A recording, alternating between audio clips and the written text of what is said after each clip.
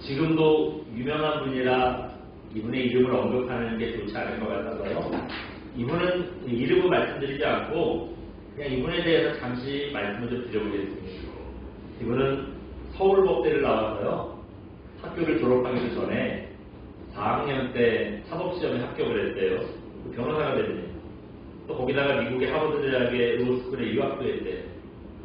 이렇게 좋은 스펙으로 이름을 알리더니 정치인이 돼서요. 국회의원도 됩니다. 여러분 어때요?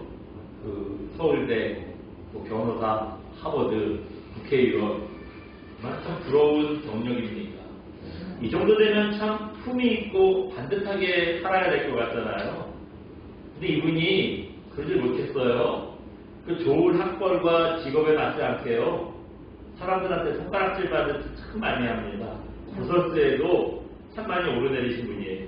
한 가지 예를 좀 들어보면 이제 국회의원으로서 이분이 국회의장대 전국 대학생 토론대회 뭐 이런 게 있대요.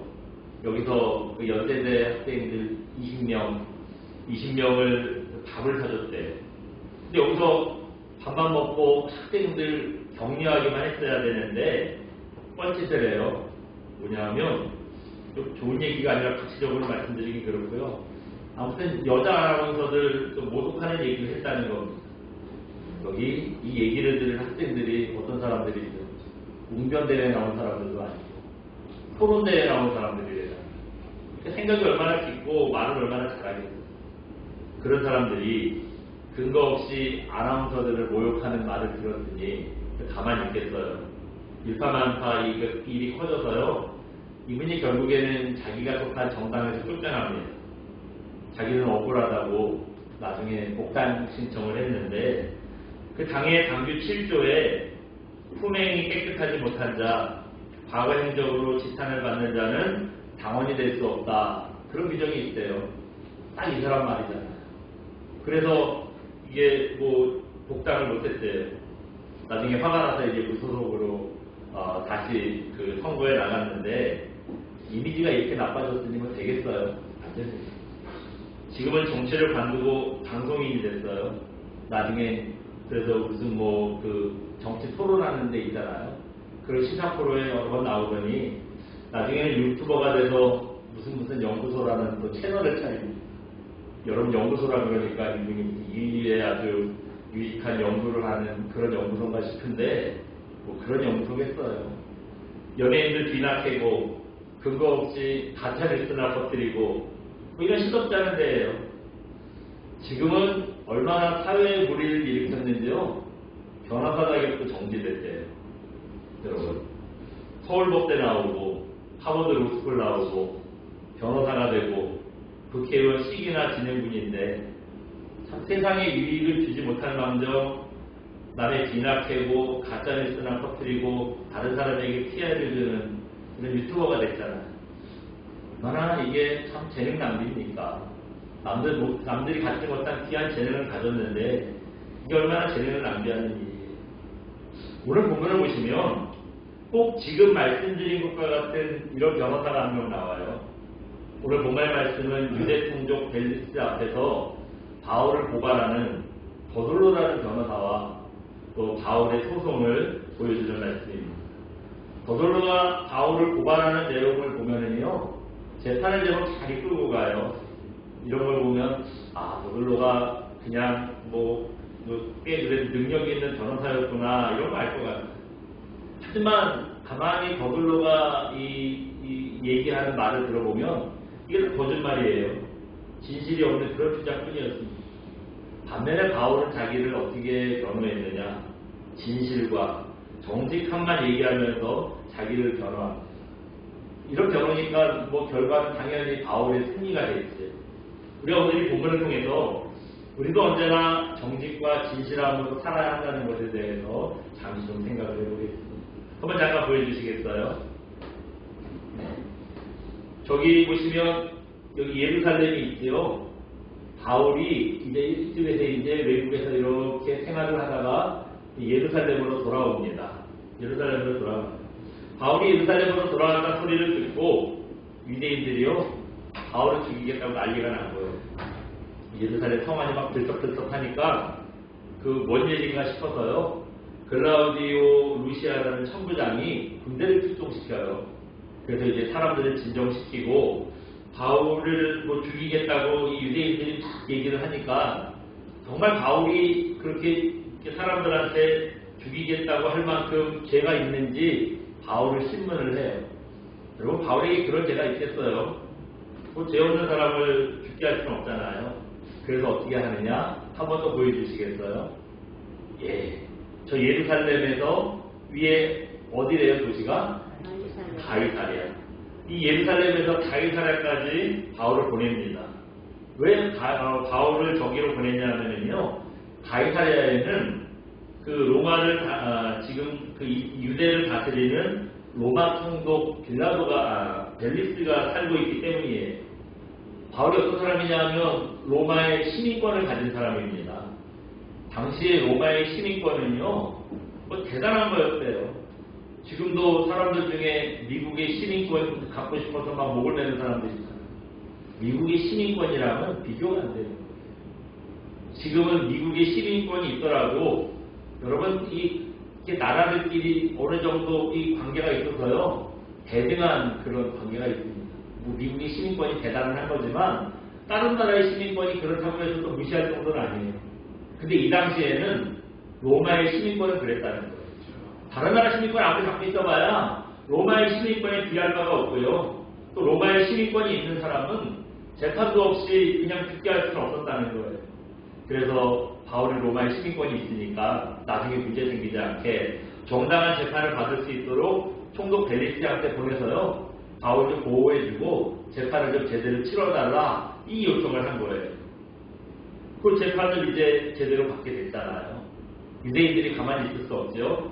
그래서 바울을 고발하기 위해서 당시의 최고의 변호사라고 하는 더돌로를 고용을 했습니다. 더돌로가 재판을 이끌어가는 걸 보면 꽤 실력이 있는 변호사가 맞구나 하는 걸 알 수 있어요.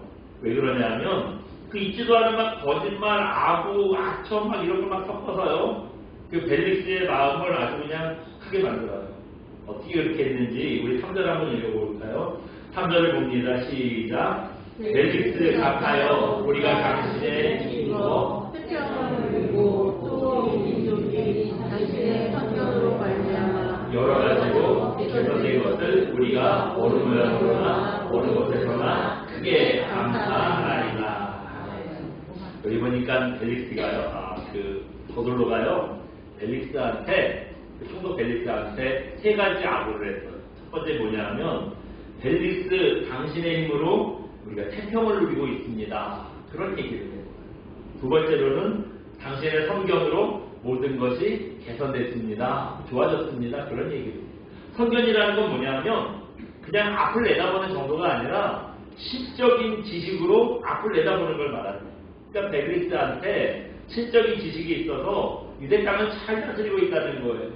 그렇기 때문에 우리가 그 유대인들이 어디서나 어떤 사람들이나 당신한테 다 감사하고 있습니다.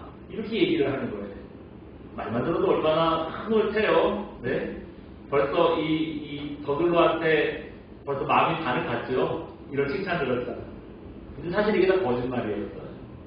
벨릭스 덕에 태평 성대를 누리고 있다고 했지만 사실 이때가 유대 지방이 태평 성대한 시대가 아니었어요. 로마의 압제에서 해방하기 위해서 매일같이 폭동과 소요가 끊임없이 일어나고 있었습니다. 벨릭스의 성견으로 안 좋은 일이 개선됐다고 했는데 이것도 아니에요. 뭐 안 좋은 일들이 좋아지기는커녕 매일 막 그 선동이 일어나고 막 사람들이 혼란이 일어나고 막 그냥 막 잡혀가고 아주 그냥 뭐 좋아지는 건 하나도 없었다는 거예요. 상황이 이러니 뭐 사람들이 감사할 수 있겠어요? 2년 후에 벨릭스가 그 임기를 마치고 돌아가거든요. 사람들이요, 벨릭스가 이제 돌아간다고요, 막 환호하고 좋아했다는 거예요. 얼마나 나라를 개판으로 다스렸으며 임기 끝나고 저걸 돌아간다고 사람들이 이렇게 다들 좋아했겠죠. 그러니까 지금 더돌로가 벨릭스에게 한 말은 다 거짓말이었다는 거예요. 하나도 맞는 말이 없습니다. 그냥 재판을 자기에게 유익하게 이끌려고 하는 아첨일 뿐이었다는 거예요. 그렇다면은 본격적으로 바울을 어떻게 고발하느냐? 여태까지는 이제 이제 도입부예요. 실제 재판은 아직 들어가지도 않았어요. 이제 재판을 들어가서 이제 아부를 했으니까 여기 있는 바울이 얼마나 나쁜 사람인지를 이제 증명을 해야 되잖아요. 5절 보시면 이런 얘기를 합니다. 우리 5절도 한번 읽어봅니다. 시작. 우리가 보니 이 사람은 전염병 같은 자나 천하에 흩어진 유대인들을 다 소유하게 하는 자요 나사렛 이단의 우두머리라. 무슨 죄로 바울을 고발했냐면요. 한번 잠깐 보여주시겠습니다. 바울을 고발하부터 한번 읽어볼까요? 바울을 고발함. 첫째, 유대인들을 소유케 한다고 고발. 바울이 예루살렘에 들어와서 유대인들을 막 부추겨가지고요 소요를 일으킨다는 겁니다. 이스라엘을 감독하는 총독의 입장에서는 여러분 제일 싫은 게 뭐겠어요? 시끄러워지는 거예요. 내가 지금 맡은 땅이 조용해야 되는데 사람들이 들고 일어나서 로마에 반대하고 시끄러워지는 겁니다. 이거 제일 싫어하는 거예요. 지금 총독 벨릭스는 로마 황제를 대신해서 지금 이스라엘 땅을 다스리고 있다. 그럼 어떻게 하는 게 좋겠어요? 일단 이게 딱 조용해야 돼요. 황제한테 저 유대 땅은 시끄럽더라. 맨날 막 맨날 반란이 일어나고 소요가 일어나더라. 이러면 자기가 능력 없는 사람으로 찍히잖아요. 그러니까 이렇게 되지 않으려면 조용해야 돼요. 그 사람들이 세금을 잘 갖다 바쳐야 돼요. 또 로마 황제한테 순종을 잘해야 돼요.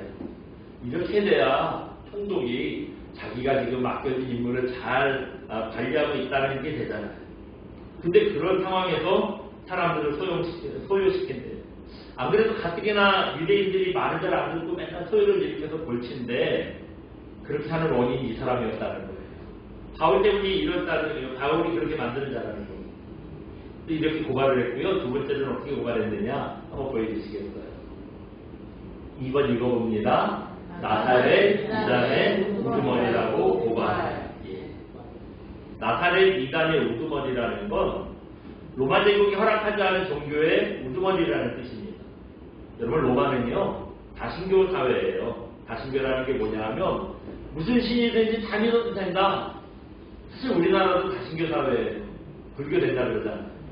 뭐 기독교 된다 그러잖아요. 천주교 된다 그러잖아요. 어디 뭐 무속신앙도 된다 그러잖아요. 무슨 뭐 관우장군 믿어도 된다 그러고 애기동자 믿어도 된다 그러고 뭐 종교에 대해서 우리도 다 허용을 해요. 우리도 다신교 사회예요. 그러니까 무슨 신이든지 다 믿어도 된다는 말이에요. 로마 신화에 보면 여러분 신이 엄청 많이 나오잖아요. 거의 그 사람들 백성들 숫자만큼 신이 나와요. 그 정도로 많은 신을 섬기는 다신교 사회예요. 그런데 그런 로마가 뭐 딱 유일하게 이거 한 가지만 금지하는지 모르겠는데 아무튼 기독교를 금지했어요. 왜냐하면 기독교가 주장하는 건 뭐죠? 오직 예수. 예수님만 참신이고 나머지 신은 다 가짜라고 얘기를 해요. 그러니 이거 여러분 좋아했겠어요. 특히나 로마 사람들은 로마는 황제도 신이라고 표현을 했습니다. 근데 예수님 말고 다른 신은 다 가짜라는 말은 황제도 신이 아니라는 뜻이잖아요. 황제가 신이 아니라고 그러는데 로마 입장에서는 기독교를 허락할 수가 없어요. 그래서 기독교를 이단 취급하고 허락하지 않았는데 바울이 어떤 사람이래요? 나사렛 이단의 우두머리라는 겁니다.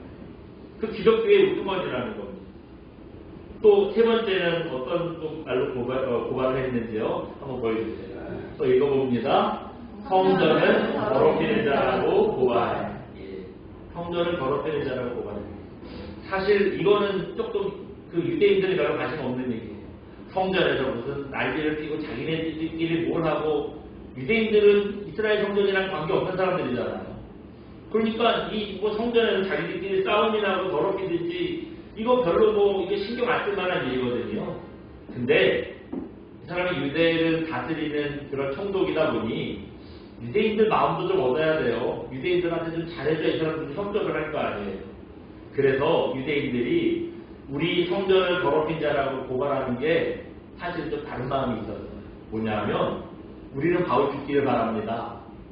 그러니까 벨리스 총독께서 우리 요구를 들어주면 우리도 당신한테 협조를 좀 잘하겠습니다. 이런 의미였다는 거예요. 바로 이런 세 가지 제목으로 바울을 고발했어요.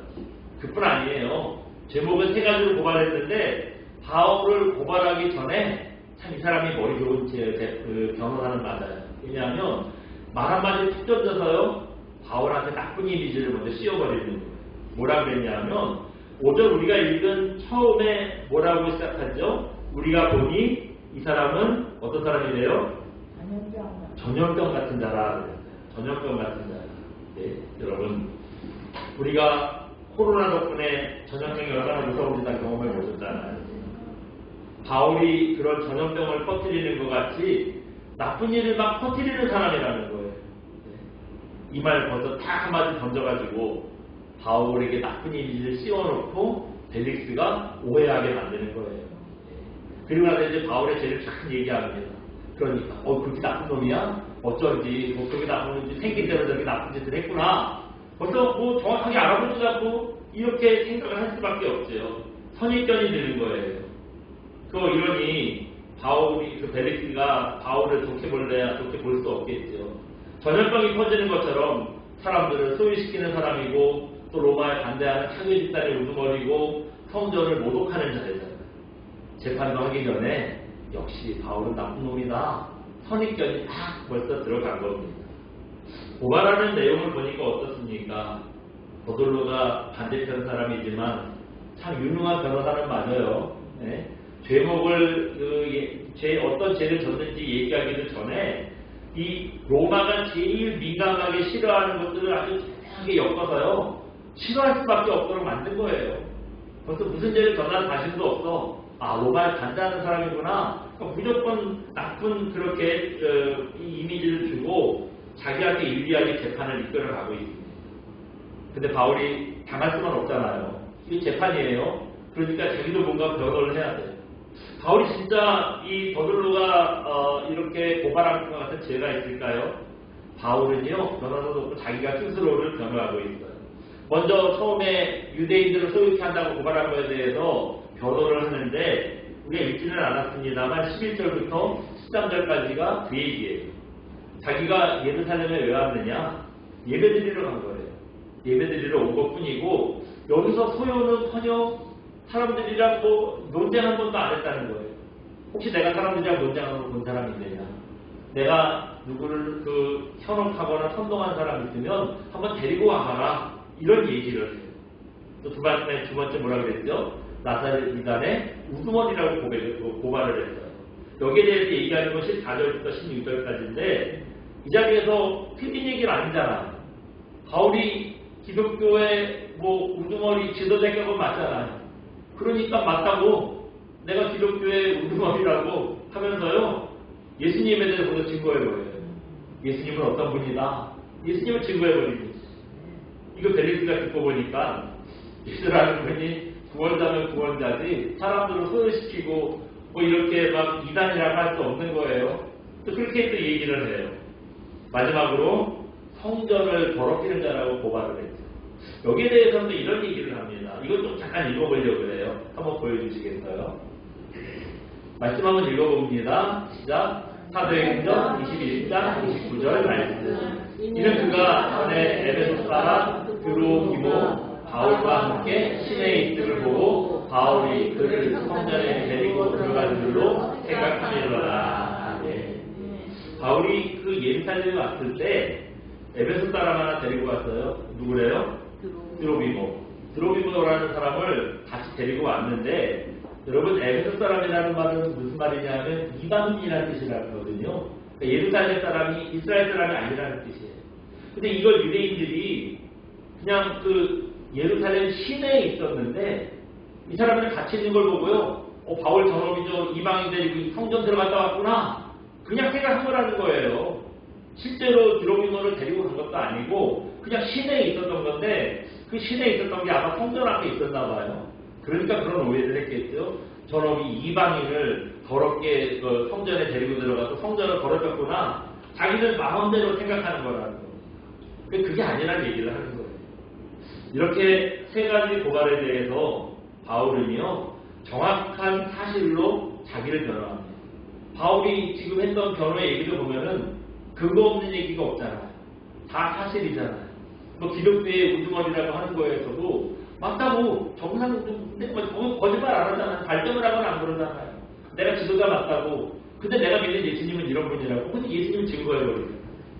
바울은 뭐 이렇게 자기를 정확한 사실을 변호해요. 물론 결론은 바울은 죄가 없다고 나옵니다. 바울의 승리죠. 바울이 이 재판에서 뭘로 자기를 변호했죠? 한번 잠깐 보여주시겠어요? 같이 한번 읽어봅니다. 바울의 변호 정직함이었습니다. 바울은요 어떻습니까? 사실, 팩트, 진실, 정직함 이미기만 했어요. 이걸로 자신을 변호합니다. 반면에 더들로는 어때요? 말을 시작하는 것부터 온갖 아첨으로 벨릭스의 마음을 뺏으려고 했고 또 없는 죄를 막 뒤집어 씌워가면서 자기의 재판을 유리하게 이끌어가려고 했는데 그게 뜻대로 되지 않았어요. 뜻대로 되지 않은 이유가 뭐죠? 거짓말이었기 때문에.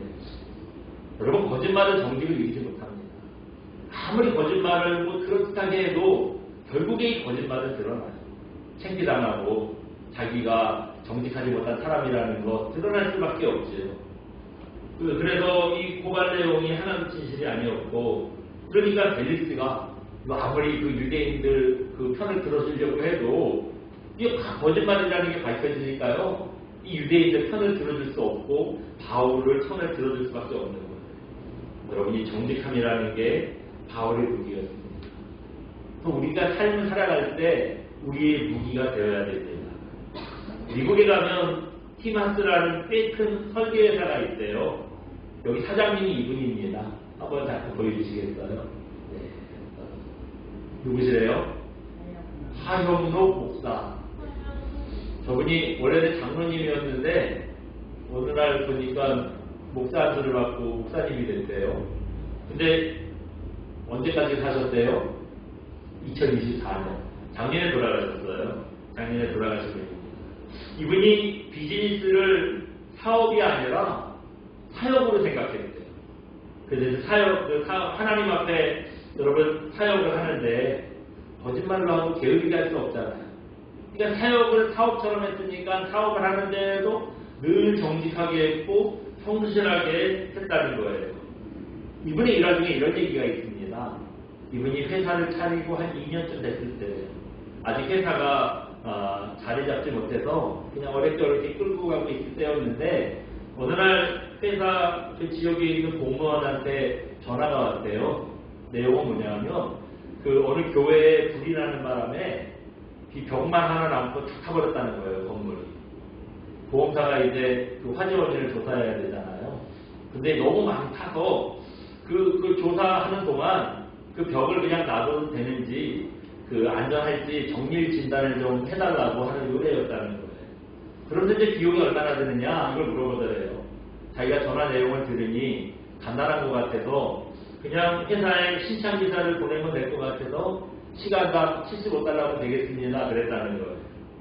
근데 막상 그래서 이제 그러면 오다를 받고 신청 기사를 보내려고 보니까 이 사람은 이미 무슨 일을 막 하고 있었다는 거예요. 그래서 한간 이제 보참 기사를 보내게 됐다는 거죠. 그리고 회계 담당자한테 보참을 보내지만 신청 가격을 청구하라고 원래 그렇게 약속했다고 이 얘기를 딱 하겠대요. 나중에 이제 다른 일이라든지 바꿔보니 몇 시간 하다가 보니까 그걸 이제 확인을 못했는데 그 일이 생각나서 회계 담당자한테 이제 물어봤대요. 그러니 어떻게 처리했냐 물어보니까 시간당 100달러가 넘는 금액을 청구했다는 거예요. 그러니까 보참기사에 맞는 그런 비용을 청구하고 이미 돈도 다 받았대요. 나라에서 이제 입금이 됐다는 거예요. 이거 어떡하겠어요? 약속한 거는 시간당 75달러인데 시간당 100달러가 넘게 청구가 되고 이게 이미 들어왔잖아요. 이거 어떡할까 고민을 하다가 그래도 정직하게 해야지 하고요. 나머지 돈은 다시 나라로 입금시켜라 했다는 거예요. 그 공무원도 생각지도 않은 돈이 들어왔으니까 이게 뭔가 싶어가지고 전화를 해봤겠죠. 전화했을 때 이분이 자초지종을 얘기했대요. 그랬더니 공무원이 놀라면서 앞으로 일거리가 생기면 당신의 회사한테 맡기겠다고 뭐 그런 얘기를 했다는 거예요.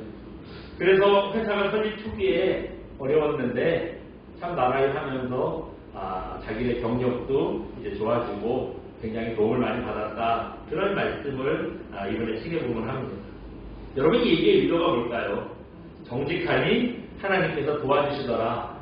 뭐 그걸까요? 물론 맞습니다. 정직하면 하나님께서 도와주세요. 하지만 우리가 인생을 살다 보면 어떻죠? 꼭 그렇지만은 않더라고요. 정직하면은요 손해볼 때가 있어요. 정직하다가 오히려 일이 잘 안 풀릴 때가 있어요. 그냥 은근슬쩍 넘어가면 되는데 괜히 그걸 정직하게 얘기해가지고 긁어 부스럼을 만들고 일이 골치 한번 될 때가 있어요. 그렇더라도 여러분, 그렇더라도 우리가 정직하지 않으면 많은 것을 가졌고 유능했지만 옳지 않은 일을 했던 오늘 본문에 나오는 더돌로와 같은 사람들이 아니겠습니까? 우리가 그한테 이익 때문에 잠깐의 자기의 안전 때문에 나도 모르게 그렇게 거짓말을 하고 바르지 못하게 일을 할 때가 있는데 이게 더돌로와 같이 그런 사람이 될 수밖에 없다는 것. 여러분 그렇기 때문에 우리 인생이 더돌로와 같이 되지 않도록 언제나 정직함과 성실함을 잃지 않는 그런 여러분 되시기 바랍니다. 그래서 우리가 정직하다 손해보는 것을 기쁨으로 알 줄 알고요. 또 진실하다 바보 소리 듣는 걸 은혜로도 알 줄 알고요. 언제나 정직의 길을 갈 수 있는 귀한 종들 되시기를 주님의 이름으로 축원드립니다. 우리 하나님께 찬양하고 기도합니다. 보소서 주님 함께 우리 찬양하고 기도하겠습니다.